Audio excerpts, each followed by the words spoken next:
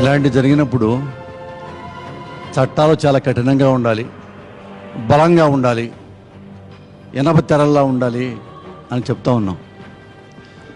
ఈ చట్టాలని ఎవరైతే అమలు చేస్తారో వాళ్ళు నిజాయితీ పనులు కానంత వరకు ఏ చట్టం పెట్టినా వేస్ట్.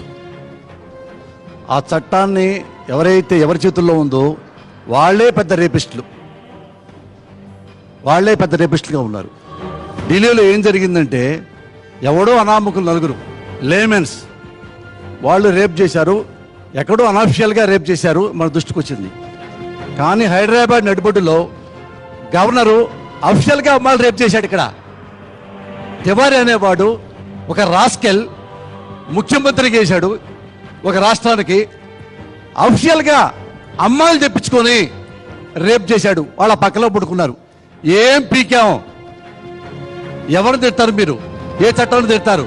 ఏ న్యాయ వ్యవస్థ తిడతారు? ఇండియాలో ఏ వ్యవస్థ అయినా సరే నిజాయితీగా పనిచేస్తుందా? ఒక్క వ్యవస్థ చెప్పండి. నిజాయితీగా వ్యవస్థలు పనిచేస్తుంటే అప్పుడు ప్రజలు నిజాయితీగా ఉంటారు. ప్రజలు ఎందుకు నిజాయితీగా ఉంటారు? ఎలా నిజాయితీగా ఉంటారు? ఎందుకు ఉండాలి? తీసుకోండి, పోలీస్ వ్యవస్థ తీసుకోండి.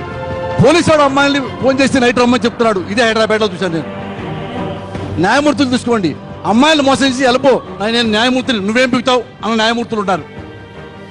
రాజకీయ నాయకులు చూసుకోండి, ఆ రాజకీయ నాయకుడు పుట్టకే, ఒక ఎమ్మెల్యే పుట్టక, ఒక ఎంపీ పుట్టకే అక్రమ సంబంధంగా పుడుతున్నాడు వాడు, ఎమ్మెల్యేగా ఎంపీగా. ఏమండి, ఎవడైనా ప్రజాసేవ చేసేవాడు డబ్బులు ఖర్చు పెడతాడా?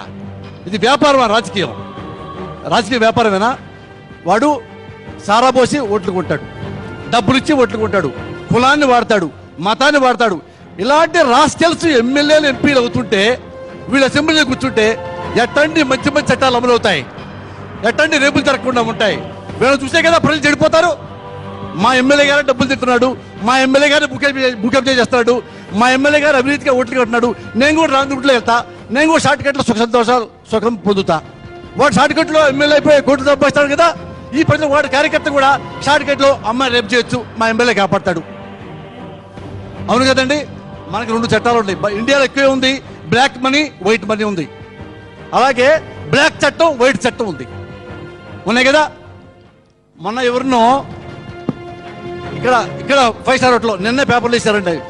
ఒక అమ్మాయి బొంబాయి మోడల్ వచ్చింది, ఒక అబ్బాయి తీసుకొచ్చాడు బ్రోకరు, ఆ అమ్మాయిని పట్టుకున్నారు. పోలీసులు ఫోటోలు దిగారు. వ్యభిచారం గుర్తు రద్దు చేసిన పోలీసులు హెడ్డింగ్ పెట్టారు. వాళ్ళ కళ్ళు పోయినాయా? హైదరాబాద్ గవర్నర్ బంగ్లాలో వాడు రేప్ చేస్తాడు అమ్మాయిల్ని.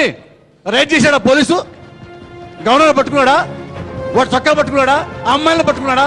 ఎవడో మీలాంటి మీడియా పట్టుకుంటే బయటకు వచ్చింది. అది రెండు చట్టాలు మనం అమలు చేస్తున్నాం, బ్లాక్ మనీ వైట్ మనీ లాగా. ఎవరు కాపాడతారండి? ఎట్ట కాపాడతారు? నేను అడుగుతున్నాను. చాలా మంది చదువుకునే కుర్రాళ్ళు చాలా మంది ఉన్నారు.